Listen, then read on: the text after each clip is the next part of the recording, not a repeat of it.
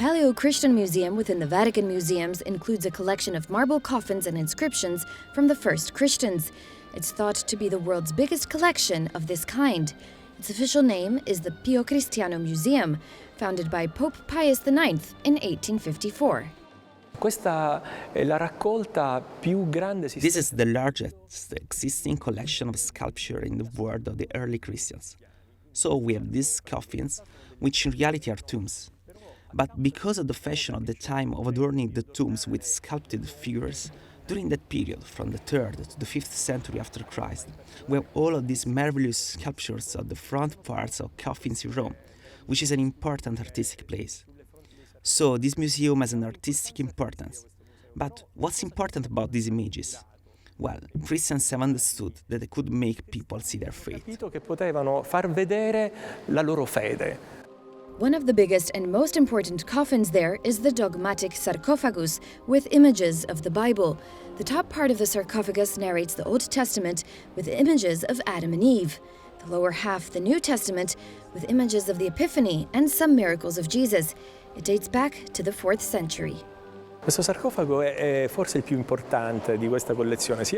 sarcophagus is probably the most important of this collection because of extraordinary monumentality and quality, even if it wasn't completely finished, like the faces, because maybe they needed to use it before they were able to complete it. It's been called the dogmatic sarcophagus, or also the sarcophagus of the two testaments, the Old and the New Testament, because on the scenes one can see that the artist, probably guided by a buyer, wanted to show the mystery of creation. Here we see Eva, who is created while Adam is sleeping. Original scene. One can see the snake here, and then redemption. The adoration of 3 kings with Jesus who appears to give light to the world. Why was it called dogmatica? Because particularly in the scene of creation there are 3 figures, 3 people, and this makes one understand that it's the mystery of the Trinity.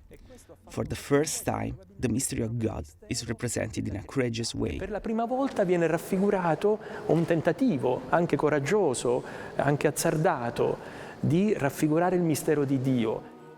Another important piece is the statue of the Good Shepherd.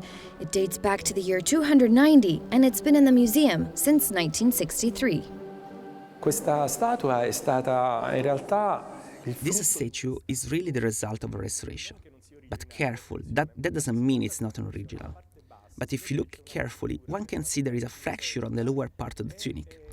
It was added during a restoration in the 18th century, and the restorer declared that he had transformed a big fragment of what was probably a sarcophagus, a huge sarcophagus which included the figure of the Good Shepherd.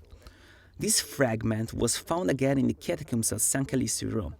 It's interesting that this statue wasn't originally a statue. The first Christians never did a statue of Christ, because statues in their mind were worshipped.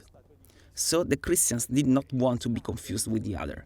This is why they just represented Jesus on reliefs and paintings in the catacombs, never in form of a statue.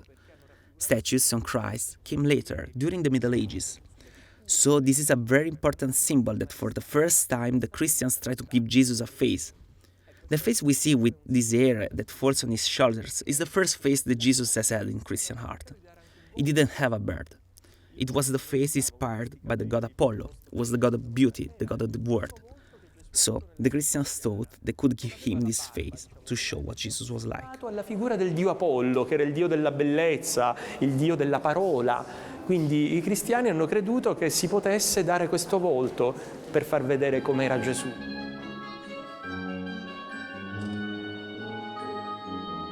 Several inscriptions in both Greek and Hebrew of the same time can also be found in the museum.